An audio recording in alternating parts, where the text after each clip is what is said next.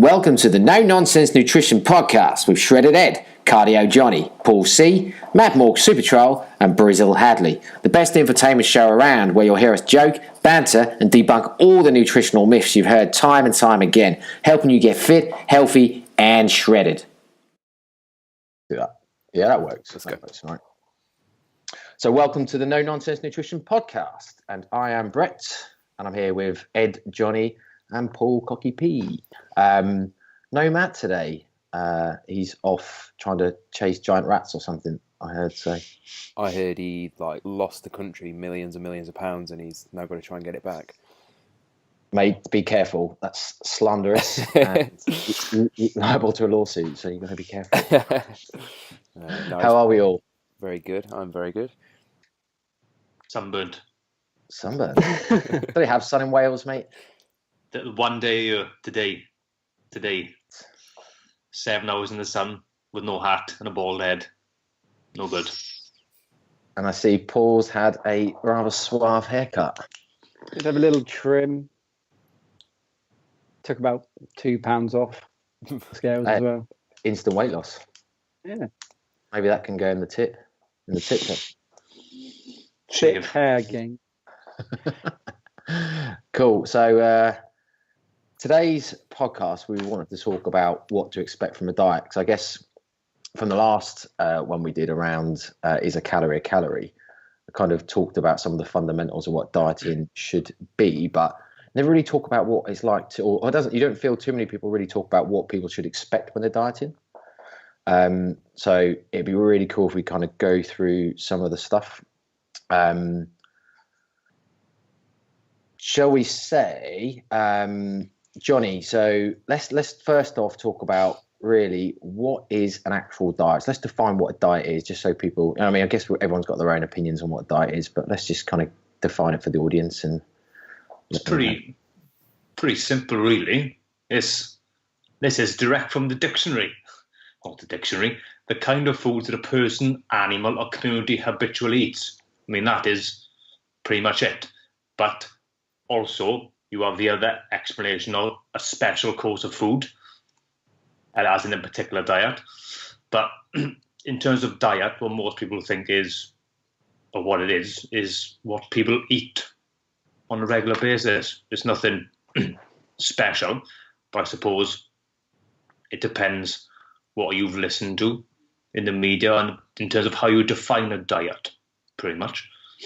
So it's pretty simple. It's what we habitually eat day to day as a community or as a person or an animal. Cool. So you talk about the media. What would the media define a diet then? So, or maybe give some examples of some types of diets.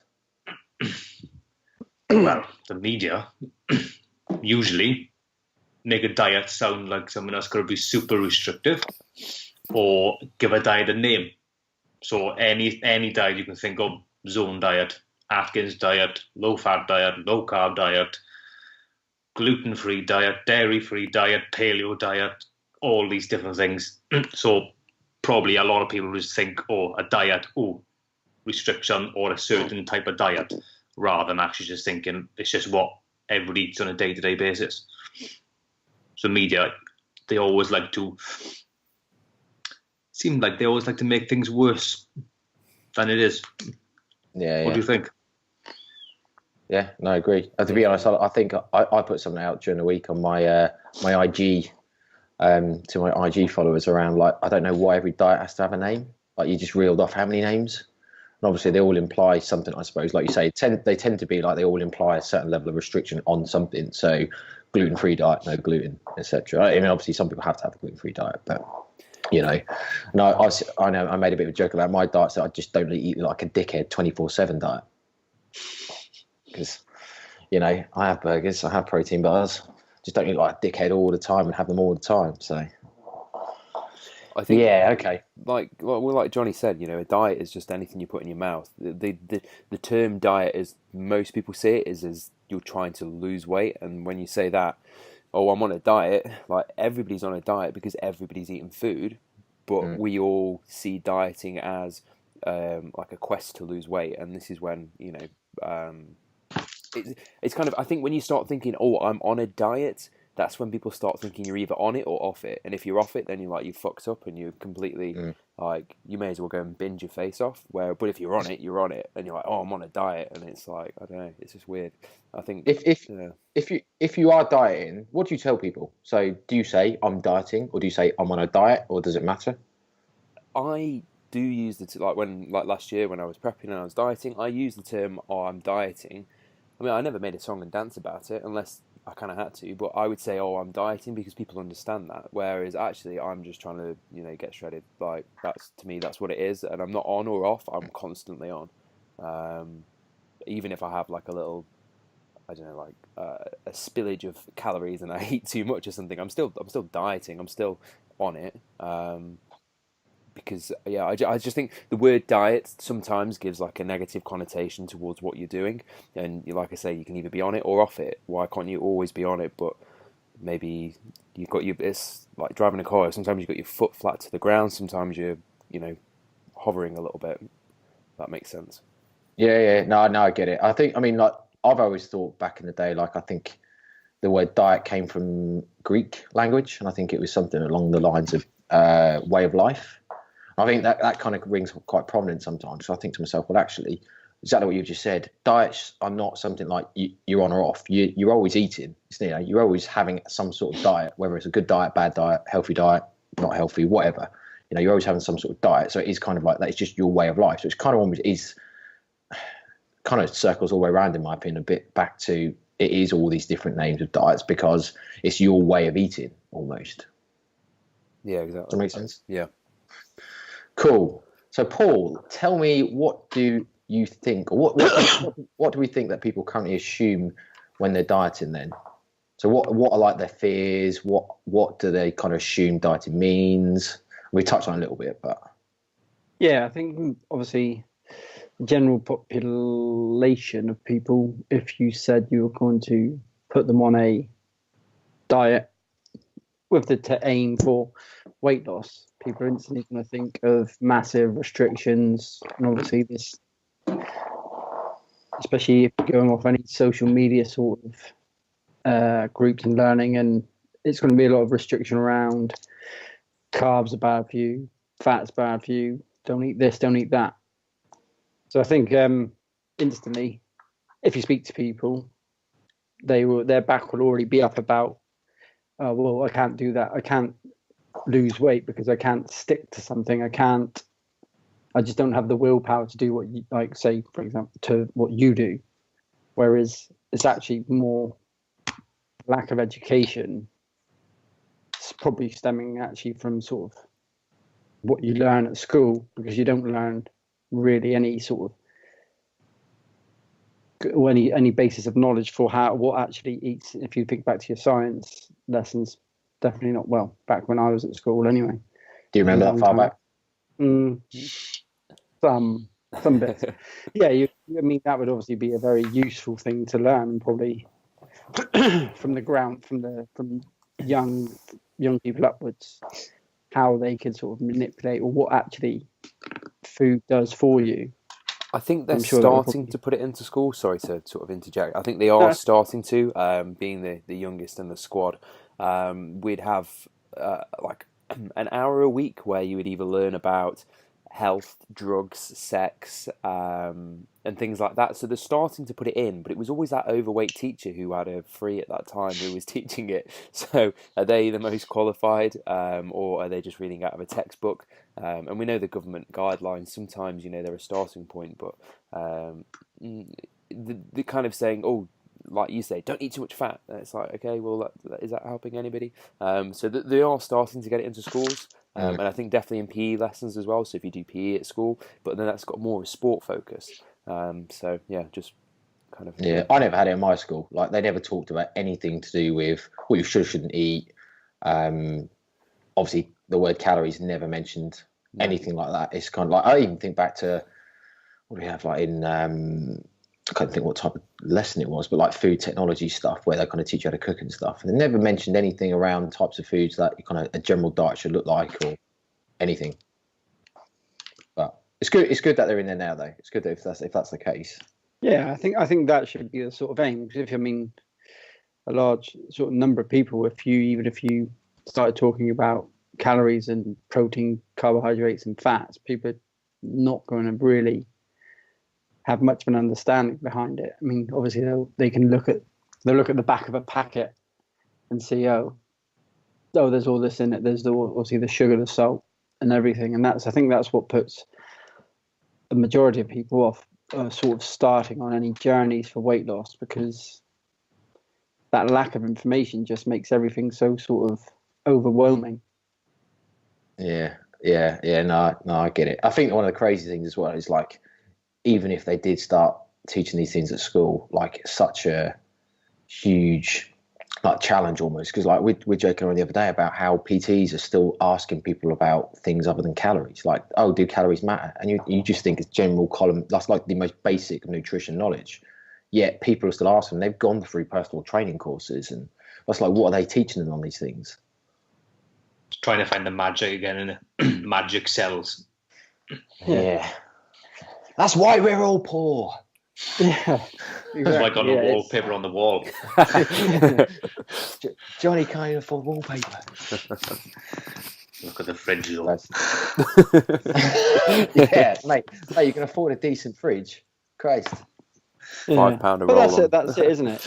In dieting world, gimmicks sell more than the basics. So if you look at the majority of all diets out there, there will obviously be the gimmicky sides to it, and where in actual fact you wouldn't make a lot of money off having a sort of just the simple basics, that if you understand the sort of energy balance, you're not going to have to avoid foods, or you're not going to have to sacrifice your social life completely to lose weight. And sort of once you learn to incorporate it all, you're good to go, really. Yeah, and as much as that doesn't sell, though, I think like I'm certainly pinning a lot of hopes on that the people that go out and find these fads and everything else that kind of got these magic bullets, they all fail. We know that they all go wrong at some point. No, they're very rarely do they ever succeed. So like they've got to come back somewhere. And obviously that's where hopefully the good practitioners and the people that are doing the right things, like morally almost, will then almost really, really succeed. You know, like, can we say Joe Wicks? It's too late. Already said it, I guess. But like Joe Wicks and like his plans, his personalized plans. There's so many people that fall or fail on them. You know, they've got to come back somewhere. So hopefully the likes of obviously us and all the other evidence-based guys can make the most of it. I did hear He creates such a cult, doesn't he? Yeah. Sorry, Ed. I was going to say, I did hear a scary number. We were talking about Joe Wicks yesterday at a business course that I went to, and basically they said that his success rate on his diet plans is less than 10%. And that's just insane, absolutely insane. But anyway, this isn't like a slag off other diets. It's not, you know, if you want to go and do a certain diet which has its certain restriction because that you think maybe that could work for you. So if you want to go keto because you're not fussed about carbs, I'm not going to turn around and say like, oh, you should definitely not do that. Try it. If it doesn't work for you, then, you know, come back around and take a different approach. But at the same time, if you kind of educate yourself a little bit and listen to things like this, where people can say, you know what, we've tried this, we've done this, we've done this, we've done this. It didn't really work because of X, Y, and Z.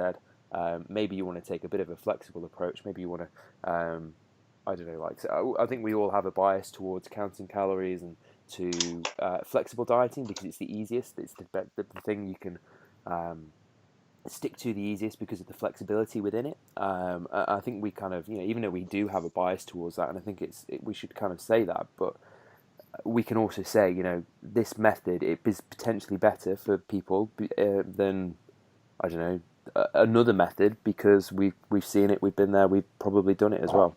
And I think in our introduction episode, we all said we've tried, I think between us, we've probably tried most of the dieting methods over the years. And I know for myself, surrounding myself with people who knew a lot more than me or who had been there and done it, that helped me massively not go through too many of these kind of dieting fads. I think that helped massively. And listening to stuff like this, but, you know, from other people, that did help me a lot, and it helped me skip a lot of corners, I suppose. Yeah, I think you're spot on, Ed. I think with what people need to realise, I suppose, like we're sort of going down with any of the diets mentioned or any sort of weight loss plan, it's obviously the overriding factor is going to be you are going to have to be in a calorie deficit. So what goes along with that, there are going to be sort of times when you might feel like you're struggling. The general, obviously, people are going to be saying they're super hungry, they're super starving. If it's done right, you're definitely not starving. And I think you are going to have to accept that there are going to be times when you might be a little hungry or probably more peckish than anything else. Yeah. I think that probably leads on to quite nicely the next bit we want to cover around what people should expect when they diet. Because you're right, I think there are certain things that are unavoidable. I mean, like general fat loss shouldn't be. I mean, I would see it as like there's kind of different levels of how, depending upon obviously where you're starting, but also to kind of where you want to get to and how much suffering, dare I say suffering, that you kind of have to go through. So I think for general fat loss, for most people, it shouldn't be too difficult. You shouldn't have to suffer that much, because I think for most people, I mean, you guys, obviously, we've all been there. Obviously, you can chip in with your own experiences, but when you just want to lose a bit of weight, certainly for the most part and for the start, it's not that hard, is it? In terms of like how you feel. I mean, obviously, you have to make some sacrifice. It's inevitable, because I mean, to a certain extent, if you didn't, you'd never be fat in the first place or overweight in the first place, would you? We wouldn't have an obese nation, because obviously no one would have to make any sacrifices. But so you kind of just have to kind of start watching what you eat a little bit more, maybe be a bit more sensible. And basically, like I said, just don't eat like a dick 24/7. And for most people, that will get them into a general okay level of body fat or body composition, right? Yeah, I think you just got to use a bit of common sense, be realistic. If you like, obviously you'll see it lots on social media. Someone will message and say they've got 4 weeks to holiday. They want to lose weight. You probably booked that holiday 6-7 months ago, weren't you?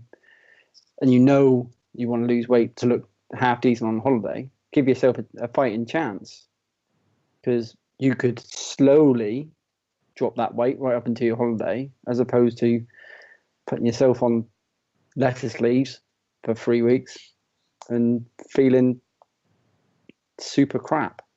Yeah. I'm also not saying just eat lettuce leaves. There are other types of salad leaves out there. There's spinach, there's Romanian lettuce. Broccoli. I mean, if you went on a lettuce diet, damn, I mean, you could eat all the lettuce you could manage, and hell, you would lose a lot of weight. That's actually a good one. I'd really like to know how much lettuce you could eat in a day, and whether it would actually, because theoretically you could still go in a calorie surplus. So could you actually manage it in real circumstances? That's a great question. That's a MyFitnessPal at 12:30 at night when you can't sleep. I've done it with Mars protein bars. How many do I have to eat to fulfill my calorie requirement for the day? I'll do it later and let you know. Next episode, mate, get it on it. I mean, and I think even getting a little bit leaner. I mean, like when you just want general fat loss, I think for most people you can start to build in some habits and just cut out a few things here and there, maybe increase activity a little bit, and you're probably in a good place to get relatively, or get leaner, lose some weight, and probably feel a lot more comfortable. I think it's kind of when you then getting kind of more lean or getting lean, where you probably have to take a bit more care. And I suppose then is where a lot of people, Ed, you talk about flexible dieting and why we all have this bias towards it. But I do think it is one of the things where I think you can get lean without counting calories. But I do think that to kind of get actually lean, if that makes sense, between the difference between the two, that you probably do have to start counting calories. Would you agree? Yeah, and I think. Sorry, Johnny, go on. Oh, go on, Ed. No, you go first. I think if you don't want to count calories and get lean, that's where you're going to have to be more restrictive. I think if you want to be more flexible, then to get lean, you're going to need to count calories. You're going to need to know where you are.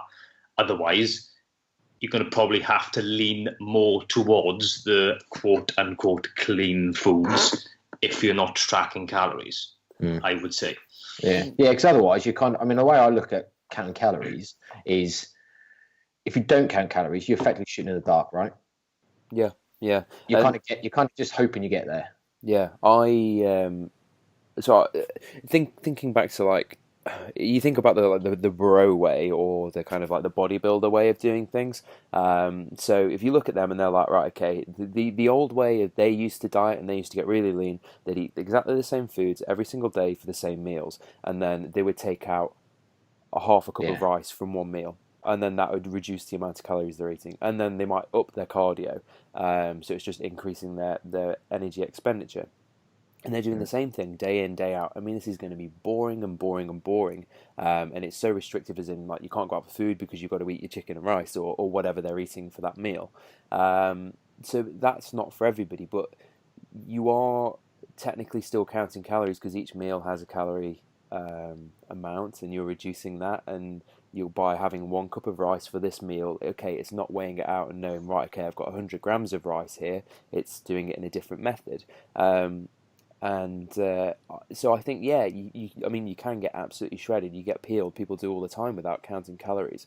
But there has been some calorie counting somewhere to know that you need to reduce the amount because you're not losing weight this week or whatever. And just another point where I was talking to a client this week just gone, and he was counting calories to start off with. I love my clients to track their calories to start off with. And when we say counting calories, we're talking about weighing out your food and stuff like that, so you can really get an accurate measure of what you're putting into your body. And he started off counting calories, and he did it for 2 months, something like that. And then recently we've stopped because he's got a good idea of what his foods include calorie-wise, what sorts of foods he should be eating, what sorts of foods maybe aren't going to be so conducive towards his goals. So he's stopped for the last couple of weeks. He's still making progress. His progress isn't as quick because, like you say, you're kind of shooting in the dark. There might be a day where you have something you don't realise you've kind of maybe overeaten a little bit, so you're not going to lose that weight that day and the next day maybe. But kind of overall, he is still losing weight. And he said to me, "Is there going to be a point where I will need to start counting calories again, or is there going to be a point where my weight loss will just stop and I won't get any lighter?" And I sort of said to him, you'll get to a point where you do need to be more accurate every single day if you want to keep making progress, or otherwise, your body's you get to that point where your body is telling you it's hungry because it's got past its kind of like comfort point, I suppose you could say, or you might hear people refer to this as like a set point, where your body doesn't really want to be any leaner than that, and that's when you're going to really start feeling hungry and stuff, and that's when maybe your portion size will increase even without you knowing you're doing it. So kind of shooting in the dark a little bit, and kind of winging it a bit. Like you say, you're going to get to a point, and then I think you do need to tighten up, and you do need to be a lot more kind of eating those clean bro foods or whatever you want to call them. I think like you say, it's kind of like, you can do all that, but your body is way smarter than you. Like, you can try and do all these things, but your body knows how to survive. It's almost like its one goal is to survive. We all know that, like homeostasis, trying to keep around that set point, as you put it, and just try and keep alive. And to try and kind of override that without too much of a care, i.e. what I consider like not counting calories, I just think it's making it more difficult than it needs to be if you don't count calories. And this is my bias, absolutely. My bias towards, IFIM and, flexible dieting, blah, blah, blah, all that stuff. I'm biased towards it, but it works. It's been proven it works. So it's kind of why I'm quite keen on for people, because no one wants to take the long road, to ways, I guess. And if you know a shortcut, you're going to want to take it, aren't you? That's why people I think search for stuff all the time, don't they? Mm. I think people obviously, like you say, with the tracking, it's obviously so much easier now, even though people don't think it is. You got things like MyFitnessPal and everything, and you can just barcode it, and it puts all your calories in for you. So once you've got a basic idea of your energy expenditure or your calorie total for the day, you're set to go. I mean, it doesn't take very long. I sort of think of people doing that. Obviously, you're talking about bodybuilders before. who have sort of done that for a fair while, so it probably comes slightly easier for them. But if you're like talking about people new to weight loss, once they get their head around it, it's pretty simple. Otherwise, it's like driving your car and turning the speedometer off, and then trying to guess how fast you're going, and then moaning when you sort of get picked up for speeding. I think that's a great point. Yeah. Well, Paul, how did you find going into tracking your food when you started working with your coach? So you went from sort of being somebody who was overweight and obviously not tracking calories and kind of eating as and when you wanted, whatever you wanted. How did you find that transition? Yeah, tough at the start. I definitely admit to that. I kind of before I started working with Mike, I'd had a sort of few other plans off another sort of PT, and they were very sort of down the generic meal or food meal plan. So the weight or the set amount of the actually probably where my love of tuna comes from, because it would just say 1 tin of tuna. So they actually gave out meal plans. Yeah, got that in a meal plan. I hope they were. Sorry. I hope they were a registered dietitian. Yeah, of course they were. Oh, sure. Yeah, so when I moved into sort of tracking, I think the first sort of probably couple of weeks probably took a little bit of getting my head around it, and I probably didn't track as well as I obviously now it's sort of second nature. But yeah, it's I suppose it's a bit like, oh my God, there's another thing to take on when you're already thinking about like, oh, I've got to eat these foods and I've got to make the gym this many times, I've got to get this many steps in. But then it's like anything when you're new to, it does seem a bit overwhelming at the start. But then once you form that habit with it, it's nothing. It becomes second nature just to be like, oh, okay, I'll just spend 5 minutes at the end of the day and just, or after even a minute after you've eaten, like when you sat down, just quickly input something in. It's probably the minute that you'll be spending scanning through Facebook. You could just quickly input whatever you've eaten. You're set to go. I think most Jonny. people. Sorry. No, sorry, go on. There you go. I was going to say, most people see the ball ache with tracking your food is that, oh, I've got to get the scales out, I've got to put my plate on it, I've got to start weighing things.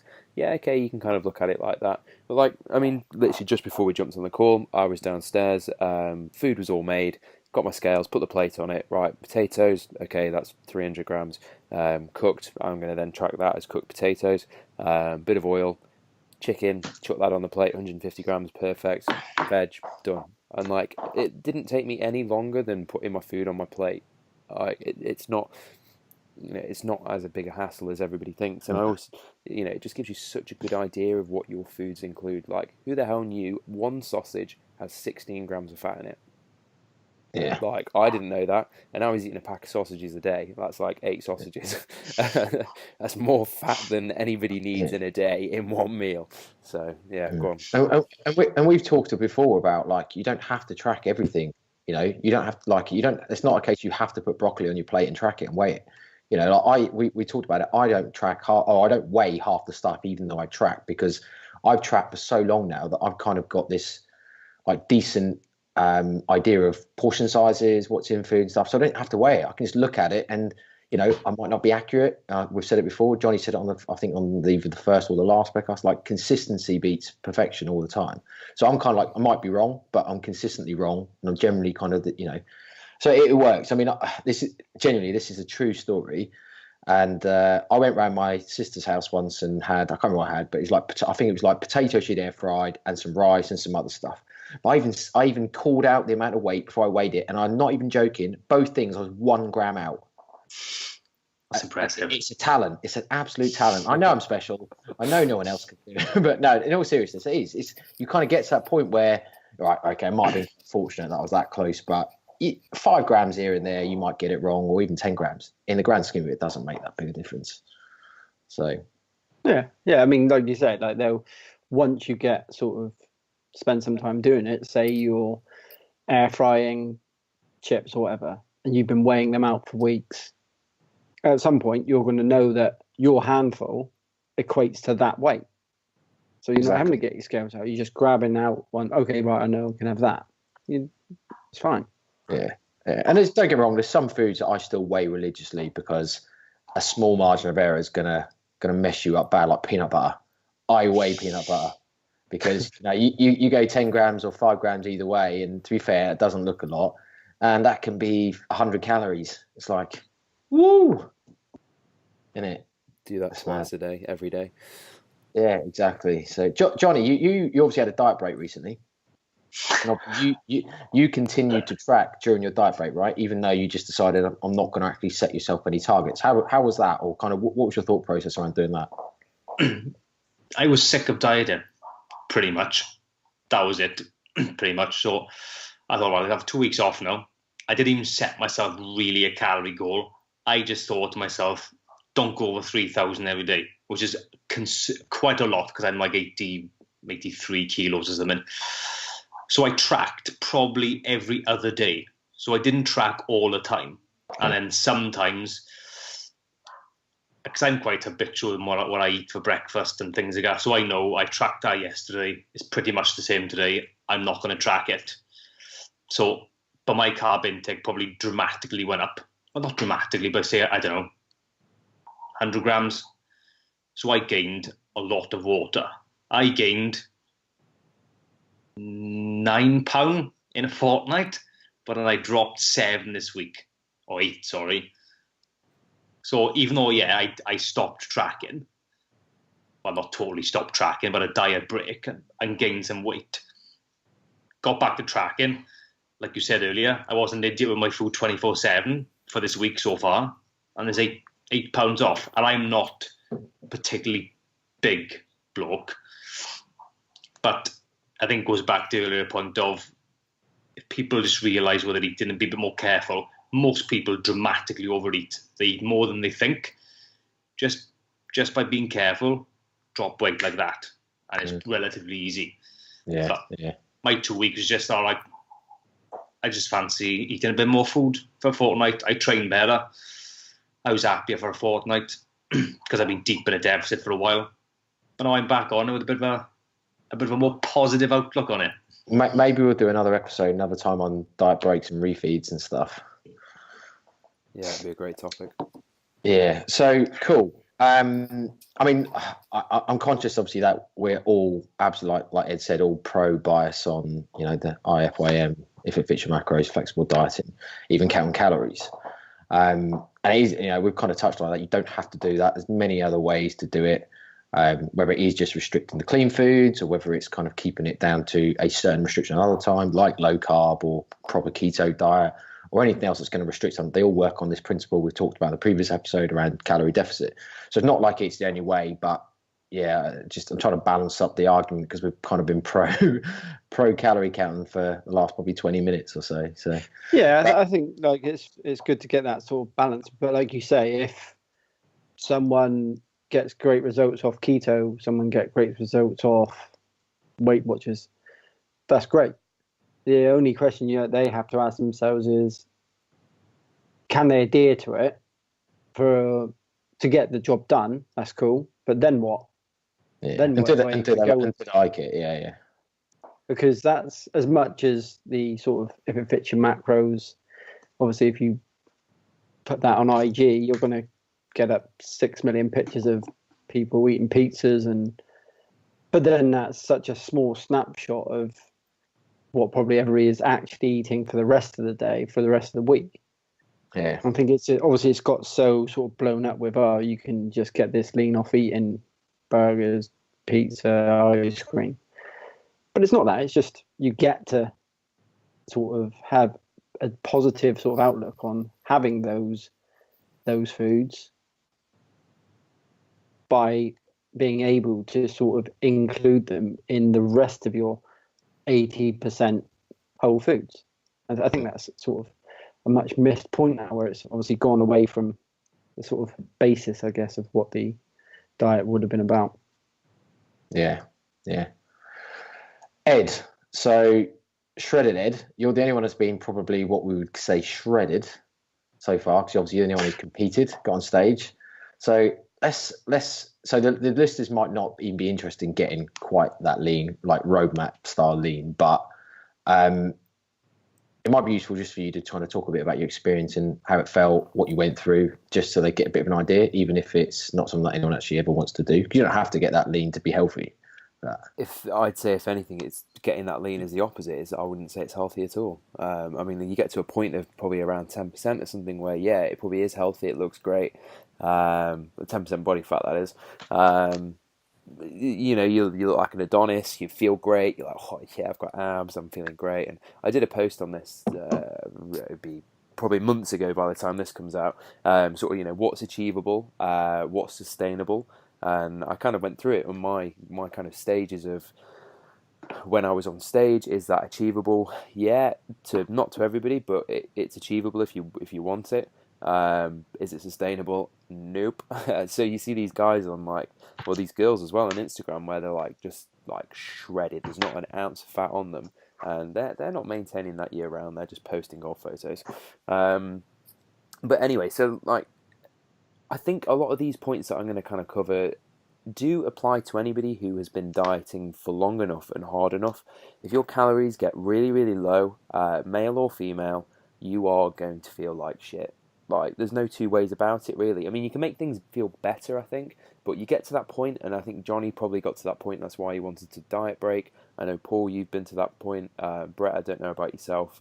But you do generally, just because your energy levels are so low, so you're kind of almost in like zombie mode. And I'm not trying to put anybody off dieting, and I'm just saying when your calories get really, really low for a really, really long time, you do need that little break to kind of pick yourself up. Yeah.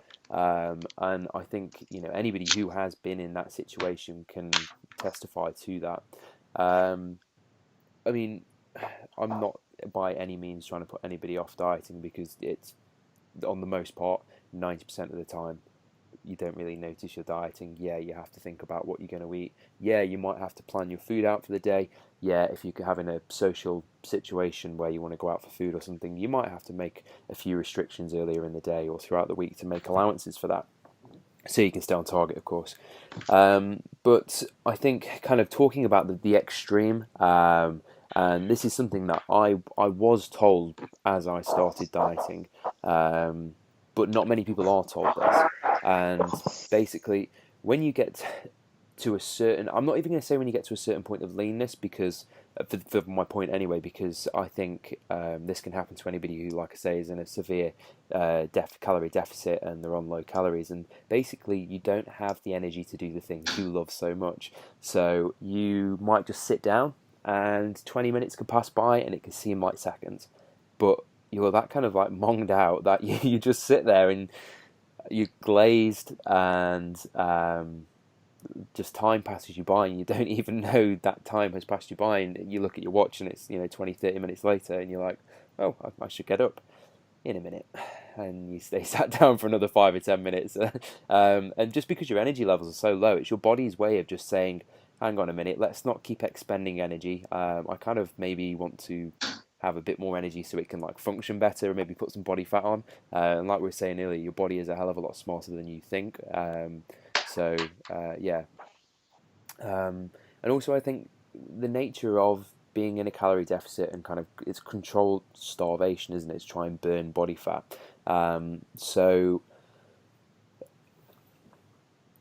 Your body is going to make you slow down. Your body is going to try and make you spend less calories, so so it can get up to a comfortable point and try and maintain its weight. And my point that I was going to make is completely escaped me. I mean, I don't know if it's what you're going to say, but I think by nature you are in an energy deficit, so you're not going to feel like you're absolutely bouncing around the place all the time, because it's quite clear that it's like I say, by definition you're actually suffering from no energy. Of course, yeah. Because what I was going to say is, you're never going to get that feeling of fullness. That's the thing. Like, you can chase feeling full, but your body is never going to be satisfied. You're never going to eat a meal and be like, I mean, I'm not talking about after a week of dieting or a month of dieting. I'm talking about, I dieted for 33 weeks, with 2 diet breaks. So that was one was 3 weeks long and one was a week long. And I just, I was just pushing full steam ahead. And, me just kind of being the type of person I am, I just get on with it. I don't really moan about it too much. Although probably my family would say otherwise. I just kind of get on with it. And that's probably why I found dieting quite easy and quite comfortable. But when you get to that point where your calories are so low, and they have been for quite a long time, meals don't particularly fill you up. You can try a really high volume meal, which is like low in calories, but you've got like 10 plates of food. You feel full for about 10 minutes. You're like, oh, hungry again. Or you could have like all your calories in one meal, and it still doesn't satisfy you for long. And that's just because it's your body saying, you have not fulfilled your calorie requirement for today. Give me more food so I can survive a little bit better. I think that probably leads on quite nicely to say, well, what is it we can do to kind of combat all that stuff? So that's kind of, maybe Jonny can touch on some tips about, right, how we can make diet a bit easier, because, it isn't that difficult. When you want to get generally lean, there are some suffering, there's some restriction, but we're not talking like, the levels of leanness of bodybuilders here where you are like severely restricted. So, it shouldn't be the most horrendous process in the world. And if it is, it's probably not the best process. But there are some things that, even though there are some things that you're going to have to suffer and restrict from, what can we do, to make that easier? First point, before we really go into anything sort of like guys, find a diet that works for you to start with before you even bother with anything else. Because if you go low carb and you love carbs, then it's going to end in failure dramatically, very quickly. So number one, find a diet that works for you, because they all work, even though maybe some are less optimal than others. So find something that works for you: low carb, low fat, skip breakfast, whatever. Yeah, low carb's not going to work for me. I love cereal way too much. In fact, that's what I'm going to eat next. I'm going to have cereal before bed. I love cereal. It's the best thing ever. I could live off cereal and maybe cake. You did, though. That's the problem, mate. I did. I used to have 20 wheat bix a day. 10 in the morning, 10 in the evening, with a pint of milk either side, in a mixing bowl. So, holy shit. Big mix bowl. Every time I hear that, honestly, it absolutely cracks me. There's a reason why I went to 18 stone 4, whatever it was, or 18 stone 5. But there's another tip. Do not eat 20 Weetabix a day. You will definitely not lose weight. Anyway, back to the point of what we can do. Ed already mentioned it, is bulk up your meals with veg to start, because veg can have high volume for relatively low calories. I mean, think of spinach. Probably the bag of spinach, and how many calories is that going to be? I don't know. 100, less, whatever. So just bulk things out. And another one was probably a lot of people who listen to this is protein intake. We, as a population, probably don't eat enough, and it's what fills us up the most. So things like chicken, fish, whey protein, all those eggs, egg whites, all those sort of things we need to eat more of and make sure we have in pretty much every meal to keep us full. Fiber, but if you're consuming enough fruit and veg, then fiber is going to be a given, because that fills you up as well, and you need it for health. As you can see, I'm looking at some notes I've made. Preparation, like if you know you're going out, or you've been asked out on a Saturday night for food or whatever, then prepare 5 days in advance if you've got that much notice. So maybe drop, 200 calories every day leading up to the event. So you've saved then maybe 1,000 or 1,200 calories. Because I think that's where a lot of people fall off. It's like, I can't go out and have a drink. I'll go off my diet. I'm off plan, which then leads to the binge, or I'm off plan. So I may as well be proper off plan and eat everything. So if you can work it in, still have the cake or whatever meal you want, and still be on track, then mentally better. Anybody else? I think I've said a few. Eat a few tins of tuna. That works. That does work. That does work. But only tuna, though. Like tins of salmon don't work. Well, no, not as much. You can. Those fats, bro. Those fat, yeah, exactly. Yeah. You got low fats. Dumbfounded. You know what to say. Mackerel in tomato sauce in a tin from Prince's. Mackerel? Yeah, Oh, in mate. tomato sauce from the little tins. Oh, lovely. Does anybody like mackerel just on its own? No. Yeah, I do. I do like you? mackerel on its own, but do you know what? I never eat it because it is too fatty. Yeah. I'm not, obviously for listeners, I'm not saying don't eat fat. I'm not saying fat is bad. All I'm saying is, I think Matt touched on the last podcast. It is fucking calorific. So it is pretty easy to overeat. You know, it's 9 calories. He said that, didn't he? 9 calories per gram. So it's like, fuck me, you can easily go through quite a bit of calories just eating tinned mackerel. So I don't eat that shit when I'm dieting, I tell you. Even though I'm on like a lot of calories, I haven't eaten it this time round. Like last year, I did eat it quite a bit, but I just find the taste is so strong. I don't know if anybody else finds it. You have to have like something really, really strong to have with it. And I found, here's a top tip recipe for you: horseradish, touch of like olive oil or something like that. Just mix it up and pour that over the top of mackerel, and it goes really, really well. Just saying. Get that on a recipe book, mate. Sell it. I need to patent that quick. Cool. Right, any more tips, or shall we move on to the next part of the podcast? Drink plenty of water. I was just going to say that. Plenty of water. Yeah. To be fair, I am a massive boredom eater. Like I eat when I'm bored, like bad. Like because I work obviously Monday to Friday in an office. I get bored, and all I can think about is food. So drinking water does definitely help because it just keeps your mind off it. You stop, like you get those pangs where you think it's hunger when actually you're either thirsty or just bored. So yeah, or we could go into your favourite subjects and have a Coke Zero. If you want something sweet. Yes. Yeah, sweetness.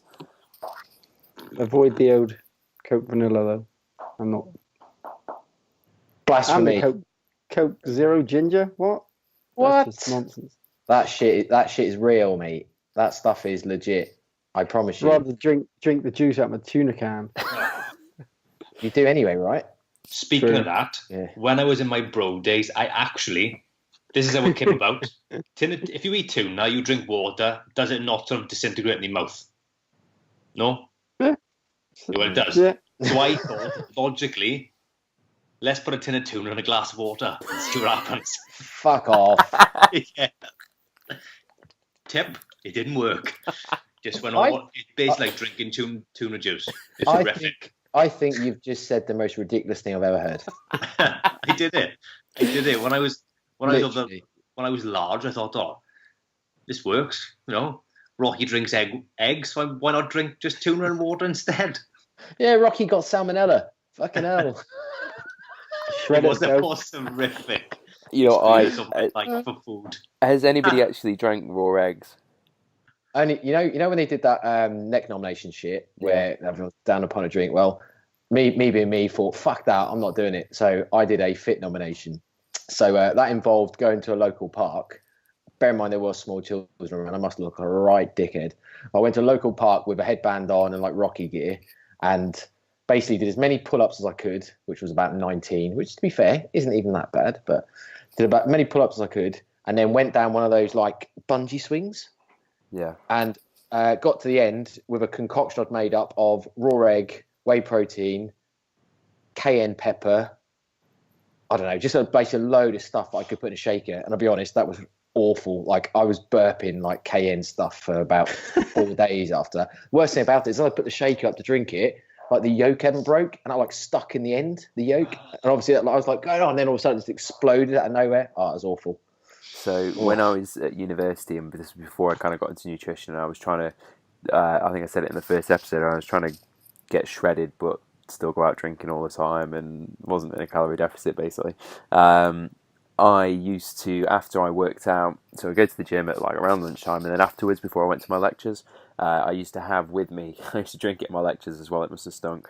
It was whey protein, a couple of raw eggs, quite often like some sort of fruit in there, like blueberries or raspberries, although raspberries give a really horrible like stringy taste when you put them into shakes. It's really gross, even when you blend them up as well. I don't know if anybody else has experienced that. And then I quite often put milk in there as well. Like, I mean, that's quite a lot of calories in a shake. No wonder I wasn't losing weight. Yeah, and I used to drink that religiously for like I did it for a few weeks. How did you blend it at school? You have a blender? So I lived like just outside of campus. Okay, right. Yeah, so it was like a 5-minute walk to campus from my house. So I'd have it in my bag. So that's been sat in my bag for like 2 hours whilst I've been in the gym. And then I'd walk to my lecture. Slowly poaching in your school bag. Yeah. I think Shredded Ed got salmonella as well. Yeah. As well as Rocky. Jeez. Secrets out. So do not do it. Don't put raspberries in the blender and stuff because it tastes grim in shakes. And don't eat raw eggs because it doesn't work or help. Right. So shall we do the things we trolled on the internet this week? Let's do it. Who's got one? Infrared makes what was it? I gotta find the post. I'm like infrared saunas detox you. Yeah. All I said, show me the evidence. I haven't had a reply yet. I don't foresee me having a reply or probably being banned from posting pretty soon. Infrared detoxes your body. What's wrong with your liver? Well, it's obviously not sexy enough, is it? Something to sell again. Let me see if I can find the post. What's the thought process behind this? Yeah, because otherwise I'm going to be getting my missus to point the Sky remote at me. There wasn't a thought process. Just get two phones from like 5 years ago which had infrared sending things, put it either side of your head. Oh, shit. Right, here we are. The key to making sauna use an effective detoxification method comes from frequency, apparently, just like going to the gym. The difference between saunas is that traditional hot rock and steam saunas operate at extremely high temperatures. Blah-de-blah-de-blah. Blah-de-blah-de bollocks. Infrared light experiences heat is the invisible part. It's just bollocks, basically. I've just Googled something that says, obviously, the infrared sauna is heat your tissues several inches deep. That sounded nice. Which can enhance your natural metabolic processes, which includes circulation, helps oxygenate your tissues. I think you're right, mate. Where's the fucking evidence? I'm just half expecting to see just before and afters of some nonsense. Like YouTube video. Someone could send a YouTube video saying, here it is. Oh, that's the best evidence ever. Yeah. Just a YouTube video. Yeah. How about some actual research? I had one in the Nutrition Made Easier group. It was a guy trying to sell some natural herbal remedy for people with basically people who couldn't go to sleep. The ironic thing, this was ages ago, the ironic thing was I couldn't sleep at night. So that's why I was on Facebook, saw the live stream, decided to troll the person, and then like they just get kicked out in the morning when Matt and Jonny woke up. And I was questioning like whatever they were trying to sell. I can't even remember now. I was questioning what they were selling, and their link for it to work was to their own website. Now I can't remember what the website was called, but it sounded like a really shitty porn site. That was how bad this website name was. Awesome. What, like 3 inches deep? Something like that, yeah. And the what they were trying to use as their evidence for this thing working was a video that they had made, which had across the front of it, when I tried to play the video, it said, Google has blocked this video. So it was that bad. Google had blocked it. Yeah. Well, that is some... Well, to be fair, they deserve to be trolled. Some shit like that, they deserve to be trolled. Definitely. He called me some nasty names as well. Like what? I can't even remember.